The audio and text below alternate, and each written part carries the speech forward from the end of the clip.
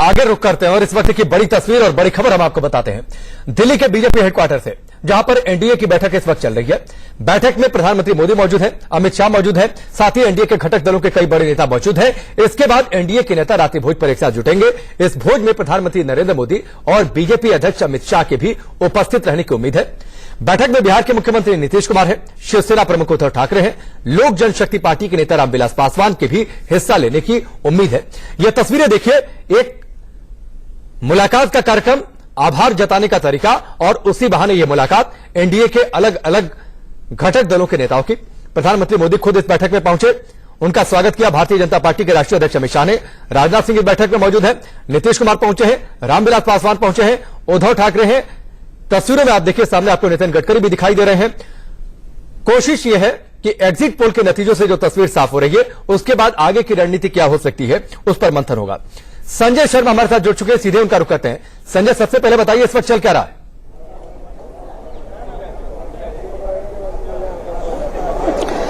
देखिए, प्रधानमंत्री नरेंद्र मोदी के पहले मंत्रिमंडल के मंत्रियों की ये अंतिम बैठक है। इसके बाद जो अगला जो मंत्रिमंडल बनेगा, चुनाव नतीजे आने के बाद में, हो सकता है उनमें से कई सारे मंत्री जो आज की तारीख में मंत्री, वो अगली सरकार में मंत्री ना बन पाए, नहीं बन पाए। तो आप एक तरह से कह सकते हैं प्रधानमंत्री नरेंद्र मोदी अपने सारे मंत्रियों को एक तरह से फेयरवेल पार्टी भी दे रहे। सभी मंत्रियों ने उनका अभिनंदन किया। जी हाँ, राष्ट्रीय अध्यक्ष अमित शाह के साथ इन सारे मंत्रियों की चर्चा हुई है। सभी मंत्रियों का मिजाज जबरदस्त लबालब भरा हुआ है, यानी कि पूरी तरह से जोश पे भरे हुए हैं। जैसे प्रधानमंत्री नरेंद्र मोदी बैठक में पहुंचे, वैसे राष्ट्रीय अध्यक्ष अमित शाह ने उनका स्वागत किया, अभिनंदन किया। उसके बाद से फिर जितने भी मंत्री वहां पर मौजूद हैं, चाहे रामविलास पासवान की बात करें, मेनका गांधी की बात करें, अनुप्रिया पटेल की बात करें, सभी मंत्रियों ने एक एक करके प्रधानमंत्री नरेंद्र मोदी को बधाई दी। उनसे यही कहा कि बिल्कुल सरकार हमारी बन रही है, आपकी बन रही है, आपकी मेहनत की के कारण ही बन पा रही है सरकार। तो पूरी तरह से ये बैठक है, पूरी तरह से अभिनंदन बैठक में तब्दील हो चुकी है। कुछ ही देर में बैठक समाप्त होगी। उसके बाद में प्रधानमंत्री नरेंद्र मोदी और अमित शाह सारे मंत्रियों को हाई टी देने वाले हैं यहां पर। और उसके बाद में फिर एनडीए के नेताओं को रात को बुलाया है। 8 बजे डिनर शुरू होगा होटल अशोका में, जहां पर कि एनडीए के सभी नेताओं के साथ चर्चा होगी।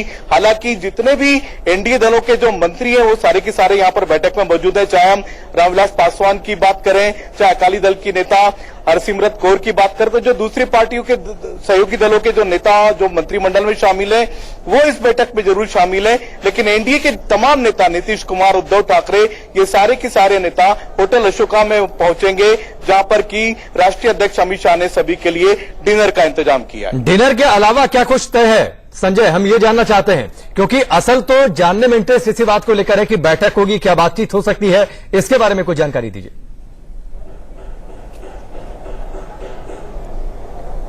देखिए, एनडीए को एकजुट रखना सबसे पहली मजबूरी है दोनों की, अमित शाह की और प्रधानमंत्री नरेंद्र मोदी की।